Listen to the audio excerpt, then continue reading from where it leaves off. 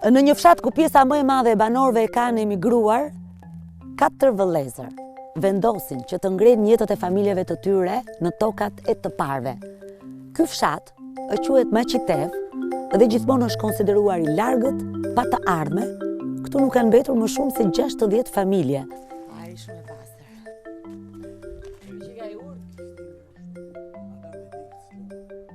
Drejt Zvicrës, Gjermanisë apo qyteteve të tjera të Kosovës kanë emigruar banorët e këtij fshati, ndodhur 1000 metra mbi nivelin e detit, prej nga ku shihet rrafshi i Dugegjinit dhe më tutje Suareka.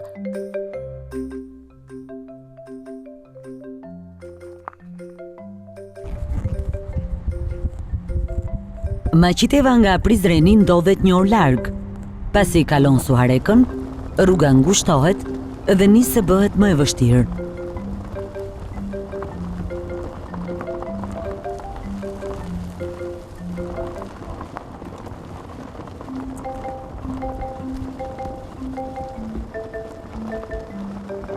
Të gjithë banorët e Kosovës e konsiderojnë këtë fshat të braktisur, por në të vërtetë, këtu është historia e pazakont e këtyre vëllezërve me mbiemrin Krasniqi, sidomos e njërit prej tyre që kthehet pas 25 vjetësh emigrimi në Zvicër për të ngritur fermën e parë dhe të vetme me prodhime bio në Kosovë. Shumë pak flitet për bjeshk. Kuptoj. Shumë pak, apo hiç. Bjeshkët quhen vende të humbura. Humbura, po. Mundot partë jem na që jena vendos. E qartë. Se gjithë kush ka qenë perëndim është shpërngul. Përgjithësi thamë 95%. Të partë jem na, mundot të na kanë mbetë disa shtëpi, se të gjithë janë shpërngul. Të gjithë janë shpërngul në emigracion ose nëpër qytete? Nëpër qytete. Gjithë ata që punojnë në emigracion, do thotë janë shpërngul për bjeshkëve dhe janë qytete. Ta janë në Zvicër ose në Gjermani ku kemi qenë edhe ku jam unë tani, punohet çdo pllom e tokës edhe në bjeshk. Po. Edhe në gorinën e bojnë, do thotë, mbjellin aty vneshtra. Kurse këtu shef çdo 300 metra ka ujë, edhe s'punohet se thotë s'ka hesab. Zakonisht në Kosovë pak përdoren bjesht. Mundodh jam edhe i pari që jam kthy edhe pse kena tokë poshtë, se në përgjithësi janë shpërngul njerëz, se kushtet më të mira kanë qenë. E tash përvojën që e kum bë atje, e kum sjell kanë bjeshk, kum ardh, punoj dhe të jetoj me vargmolët e Alpeve.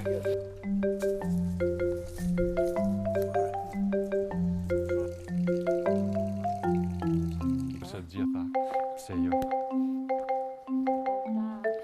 Këta janë baba jam, prindi jam.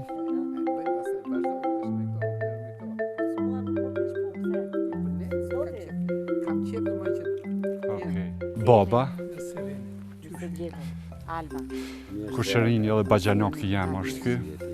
Fshatari, këshi. Vizitorët në këtë fshat malor janë të rrallë, ndaj dhe mikpritja është me shije shokullore. Baba i ka 86 vjetë, për 87 është. Edhe i ka përjetu të gjitha dhe tashtë, po ndinë knaqësi. Po, si ëndër. Sot jemi këtu jo për t'i vënë nota mikpritjes, por për të rrëfyer ëndrrën e ngritjes së një fshati zvicerian në Maqitev. Ky ka magjistrua, jo të magjistru, tash në prak doktor Joko. Ky Naim Kica. Ta i kam bashkëpunëtor, krahën e djathtë dhe të majtë.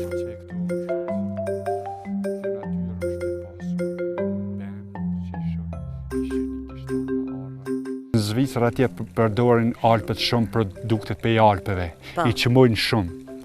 Edhe ata mburren me Alp produkte, bili edhe unë e firmës ja kam lënë me emrin Alpa. Alpa ja ke vënë? Po, tani do ta shohmi. Kjo familje mezi pret të tregoj modelin e fermës së tyre. Jam falenderos shumë për gjatë.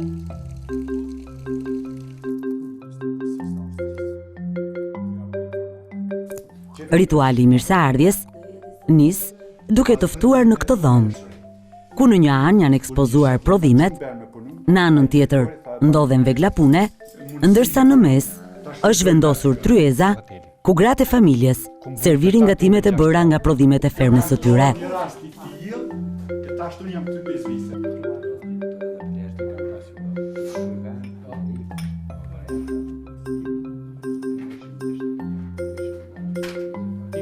ka si qështu. Edhe lullat janë të këtu mëjt. Këtë këto që ka janë, për shemëll, bjeshka i prodhon. Ju lutëm shërbeu një veta. Ty të ka nërë musafir, do të me dhonë qere. Të të përëndim e ku marrë këtë mësim atje shërbet njëri u vetë. Nuk jemi të vetmi që jemi ullur në këtë tryez. Të parë që janë njohur me këtë fermë të ngritur sipas modelit të fermave në Alpet e Zvicrës, kanë qenë përfaqësues të organizatave të huaja në Kosovë. Mirë se keni ardhur.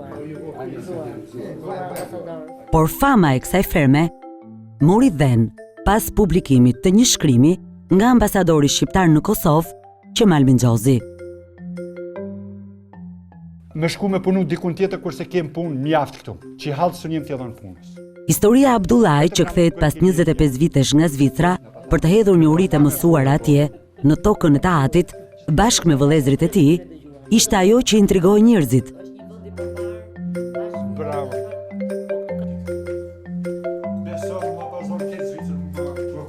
Në Zvicër të shkove nga nevoja. Ata i falenderoj që ku marrë kulturën e punës sa do pak, mendoj gjithë mirë, edhe atë kulturë që e kom pas edhe që e kom fitu atje, ta kthej tani, që ardhmeria ta she që edhe këtu punohet edhe këtu jetohet.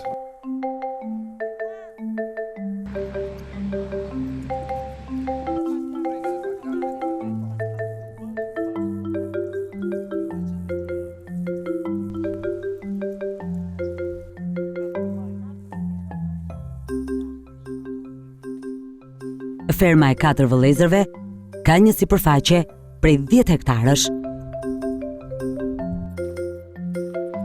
Që edhe kjo tjetë të vadit. Përballë shihet Guri i Dollocit, një pikë e bukur turistike që të rreshta pasionuarit pas ecjes në përmale. Më tutje ndodhet fusha e staneve, prej ku buron një ujë cilësor. Uji i burimi është sjell me tubacione të nëndeshme nga 4 vëllezërit për të ujitur çdo sipërfaqe toke të fermës.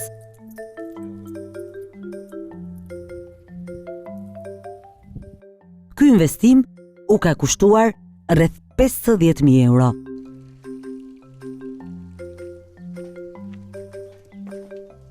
Çdo hap që hedh në këtë fermë të surprizon. Të gjitha pemët kanë një prodhim të bollshëm, aq sa të duket sikur dekët po thyen, dhe kjo e ka një shpjegim. Maqiteva është një fshat që vijon nga vargmalet e Sharrit, klima është shumë e mirë, cilësia e tokës po ashtu dhe uji, por sekreti i këtij bollëku është shërbimi që i bëhet çdo bime dhe çdo peme nga kjo familja.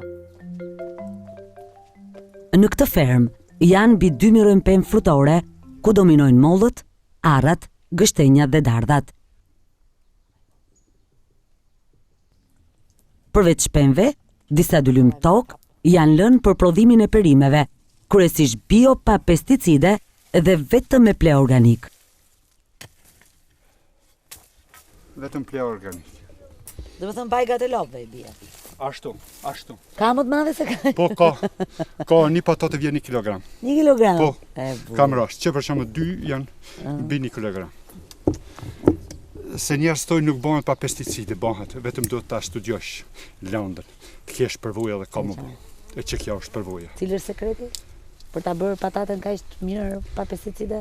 Vetëm përvoja. Përvoja? Duhet jetë profesionist i lëndës, atëherë suksesi është pranë. Perimet e fermës Alpa, edhe pse shiten me dyfishin e çmimit, të riqen menjëherë nga një grup klientësh që vlerësojnë cilësinë.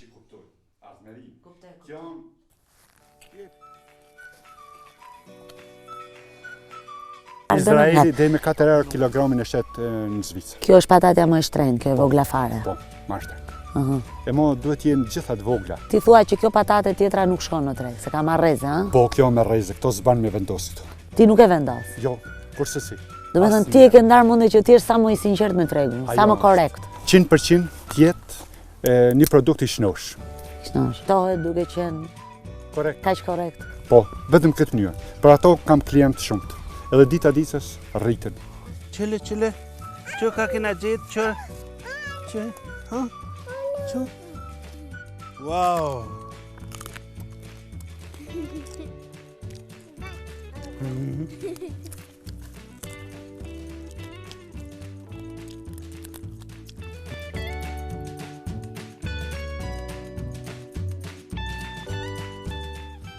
Të 4 vëllezërit, tokat mes tyre nuk i kanë të ndara me gardhe.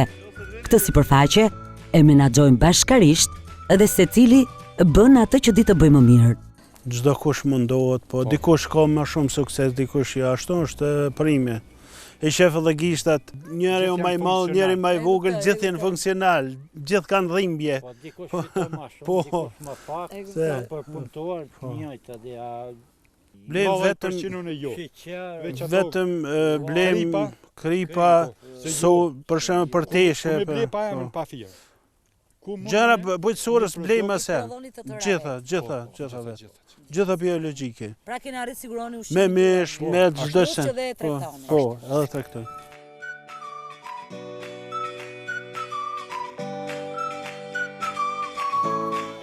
Brahimi, vëllai më i madh, ka zgjedhur të kujdeset për pemët. E dikur ka punuar tek fabrika Ballkanu Suarek. Çdo gjë që ka të bëjë me mbarvajtjen e prodhimit të pemëve është përgjegjësi e tij.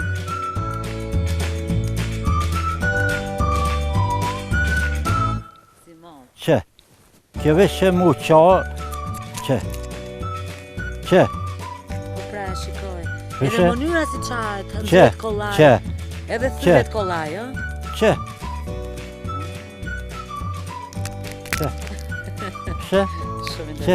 Që çfarë thelbi? Barë si buara. Mirë. Sa është 1 kilogramin e kësaj arëve? Vëllai vjetë më kanë lypën, e si vjetë në 90 eras nuk shkojnë. 10 euro. Ky prodhim cilësor është nga ujitja e vazhdueshme që u bëhet jo vetëm pemëve të reja, por edhe atyre shekullore, si dhe pleut organik që përdoret.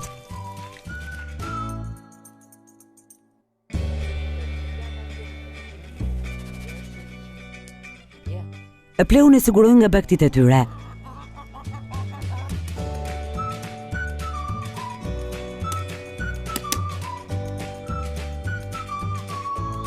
Se harra nuk shërtohet, se gishtoja nuk shërtohet, a këto tjerat po. Ibrahimi, për të rritur cilësinë, bën dhe shartime mes kultivarëve të vjetër dhe atyre të rinj.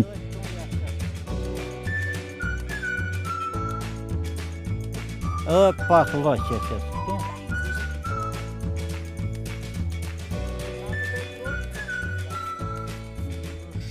Përse më shumë kohë.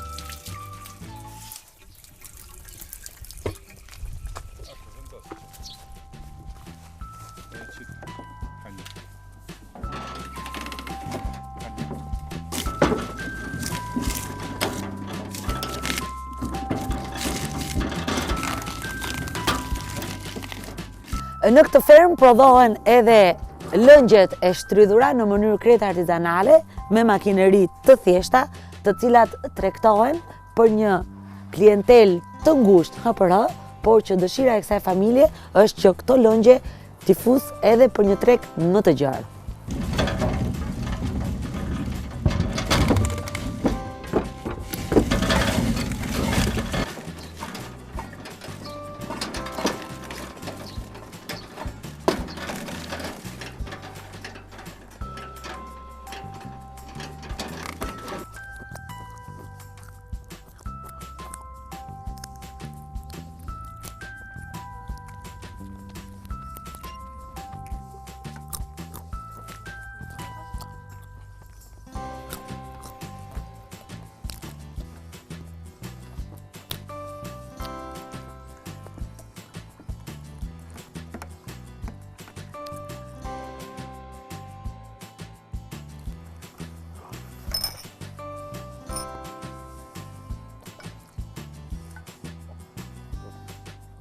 Lëngbia.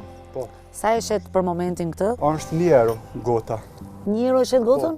Ndërsa në panajër 1 euro e gjys. E qartë. E kanë marrë besoj? Po krejt. Kemi 600 euro në ditë. Shitje. 600 euro në ditë? Po. Abdullaj merret vetëm me idenë dhe pasionin e tij, që është prodhimi i vezëve bio.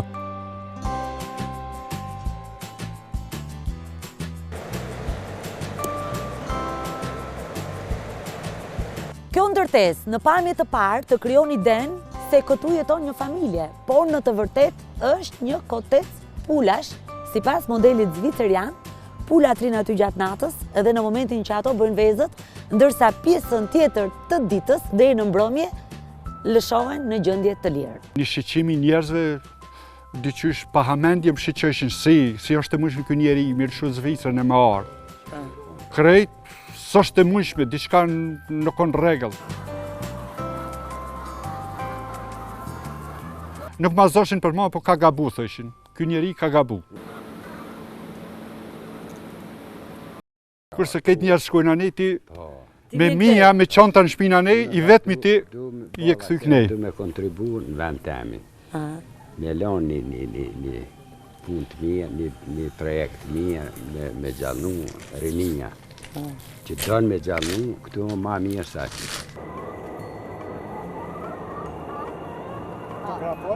Se ta shem kjo ro, se stina verës. Duar pulat që ty në aty. Edhe, kjo është shumë e preferueshme. E këto për shembull i kam të dyja si për testim, për verë kjo. Kjo është për verë më e mirë. Kishe dilema, e kishe me më dyshje, kishe frikë, se çfarë do gjej. Jo, frikën e kum largu.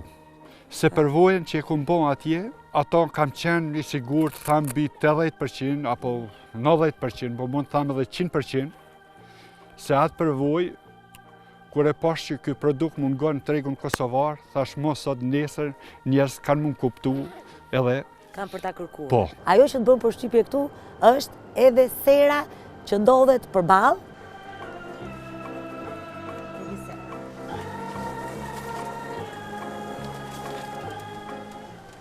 Një serë që u krijon mundësim pulave të jenë të lira, të mund të argëtohen edhe në ditë të ftohta dhe me shi. Ky është këndi lërave i pulave.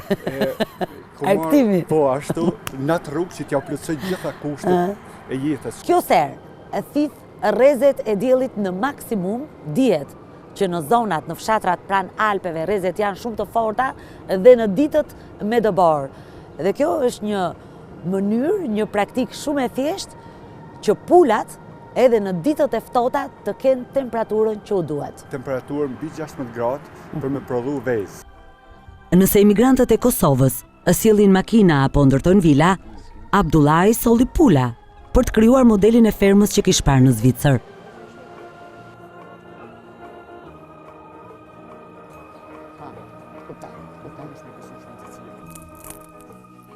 Vëllai tjetër Halimi, që gjysmën e ditës jep mësim në lëndën e matematikës, ka menduar që kësaj ferme t'i shtoj edhe koshere bletësh. I apasionuar pas bletëve, ai ka arritur të shtoj 50 koshere, që prodhojnë mjaltë gështenje dhe lulesh. Kjo është punëtoria, këtu ku baj përpunimin e mjaltit, e vjeli baj vjelen e mjaltit, dal nga dal e baj paketimin edhe etiketimin. Shumë bukur. Ndërsa vëllai më i vogël Ganiu, në respekt dhe të traditës, duket më i përkëdheluri. Ai është ende mes vendindjes dhe Gjermanisë. Kontributi kryesor i tij për momentin është ai financiar. Fëmijët vetëm e kom kthy që 4 vite, unë e vin çdo muaj këtu. Kështu që besoj si edhe unë shumë shpejt atje do të përfundoj gjithçka, do ta ndërtoj vendin tim. Sa bukur. Është knatësi për shembull ti shefsh edhe fëmijët sa të gëzueshëm janë këtu. Shumë të gëzueshëm se në Gjermani, këta të gjithë kanë linë në Gjermani, po këtu në vendin e tyne janë shumë më të zgjutë edhe shumë janë më të leveshëm, pasi që çdo ditë janë natyrë.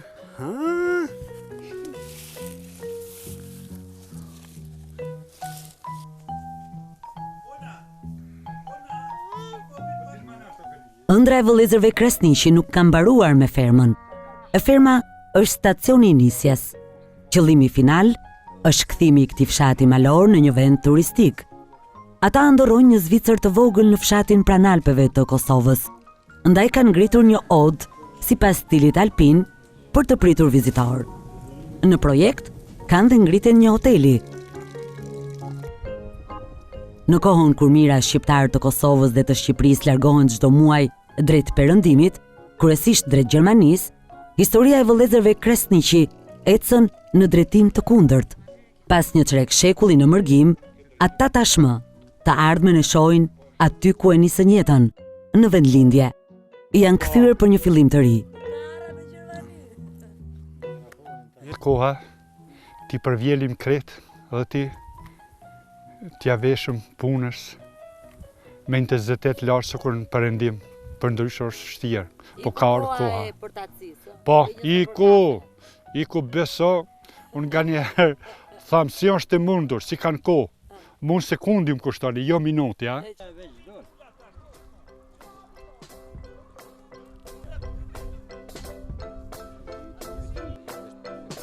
E tani ka ardhë koha ose do kur, se këtë liri kur se këna pasni.